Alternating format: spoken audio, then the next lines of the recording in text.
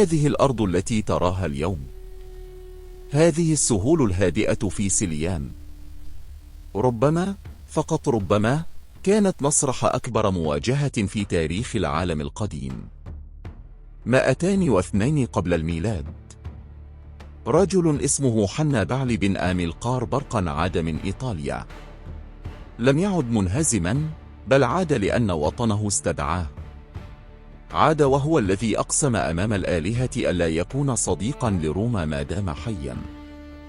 عاد وهو الذي أرعب روما 15 عاما في عقر دارها.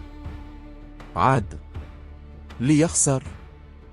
هذا ما يقوله التاريخ الرسمي، لكن التاريخ الرسمي كتبه المنتصر. قبل أن نتحدث عن حنابال، لنتحدث عن هذه الأرض. سليان ليست هامشا في الخريطة. سليان كانت ملتقى طرق الحضارات. إلى الشمال الشرقي قرطاج، سيدة البحر الأبيض المتوسط.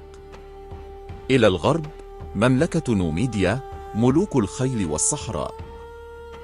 وبينهما هذه السهول، الأرض التي تمر منها الجيوش، الأرض التي يقرر فيها مصير الشعوب. المؤرخون اختلفوا حتى اليوم أين دارت معركة زاما، وبعضهم يقول ربما كانت هنا في منطقة سليانة نفسها. دعوني أطرح عليكم ما يقلقني كلما قرأت هذه الصفحة من التاريخ. لماذا اختار قيادة المعركة في الداخل البعيد عن البحر، بعيدا عن الإمداد، بعيدا عن قرطاج، قريبا من أعدائه النوميديين؟ هذا لا يشبه العقل العسكري الذي هزم روما في كان. السؤال الثاني، المصدر الوحيد. كل ما نعرفه عن زاما جاء من مصدر واحد فقط، المؤرخ اليوناني بوليبيوس، الذي كتب بعد المعركة بعقود، الذي كان قريبا من سيبيون الأصغر ابن أسرة المنتصر. رواية واحدة من طرف واحد، هو المنتصر. وقرطاج لم يبق من وثائقها شيء، لأن روما أحرقتها عن بكرة أبيها عام 146 قبل الميلاد. أحرقوا المدينة، وأحرقوا معها رواية الطرف الآخر.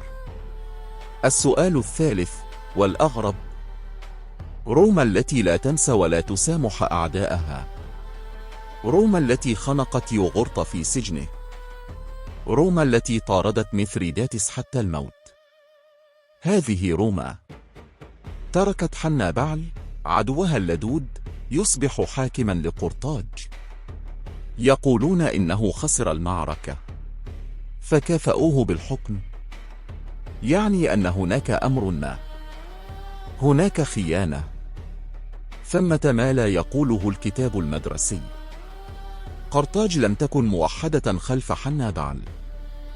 كانت هناك أوليغارشية، طبقة تجار وأثرياء يسيطرون على مجلس الشيوخ. لم يريدوا هذه الحرب من البداية، لأن الحرب تضر تجارتهم مع روما. فقطعوا الإمداد عن حنابال في إيطاليا عن قصد أو إهمال. وعندما عاد حنابال بعد المعركة وأصبح حاكما، بدأ يكشف فسادهم ويحاسبهم. فذهبوا إلى روما ووشوا به، وهرب حنابال وحيدا إلى المنفى. الرجل الذي أرعب روما 15 عاما، لم تقتله روما، قتله وطنه. الأرض التي تمشي عليها اليوم في سليان ربما سمعت صرخات أكبر جيشين في تاريخ العالم القديم. ربما شهدت لحظة غيرت مصير حضارتين.